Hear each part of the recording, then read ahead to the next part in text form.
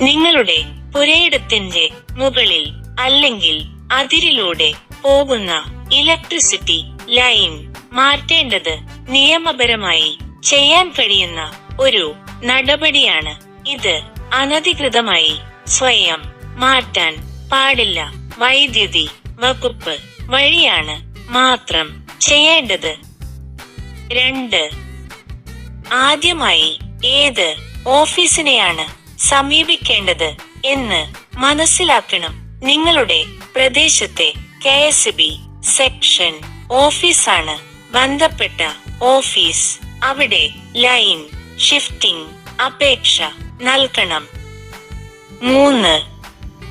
അപേക്ഷ നൽകുമ്പോൾ ആവശ്യമായ രേഖകൾ: പുരയിടത്തിന്റെ ഉടമസ്ഥാവകാശ രേഖ, ആധാർ തിരിച്ചറിയൽ, റേഷൻ കാർഡ് അല്ലെങ്കിൽ മറ്റ് അഡ്രസ് പ്രൂഫ്, ലൈൻ കടന്നുപോകുന്ന സ്ഥലം കാണിക്കുന്ന ഒരു ലളിതമായ സ്കെച്ച്, വില്ലേജ് ഓഫീസിൽ നിന്നുള്ള ലൊക്കേഷൻ സർട്ടിഫിക്കറ്റ് ചില സ്ഥലങ്ങളിൽ ആവശ്യമായേക്കാം.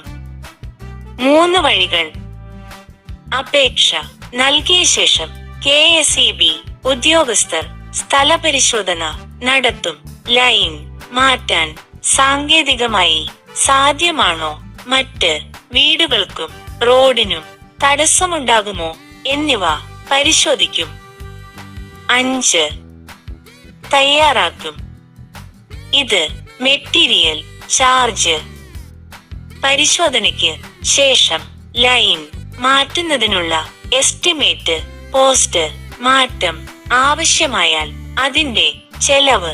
ഈ തുക അടച്ച ശേഷമാണ് ജോലി ആരംഭിക്കുക.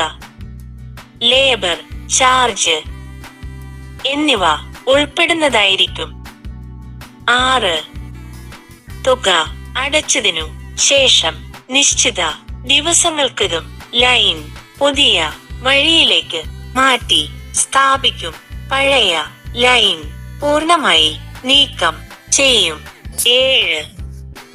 ലൈൻ മാറ്റം കഴിഞ്ഞാൽ ഭാവിയിൽ കെട്ടിട നിർമ്മാണത്തിനും പുരയിട ഉപയോഗത്തിനും നിയമപരമായ തടസ്സങ്ങൾ ഒഴിവാകും.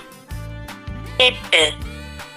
പ്രധാന മുന്നറിയിപ്പ്: ഇലക്ട്രിസിറ്റി ലൈൻ സ്വയം മുറിക്കുകയോ മാറ്റുകയോ ചെയ്യുന്നത് കുറ്റകരമാണ്. ഭാരമായ പിഴയും കേസും ഉണ്ടാകാം.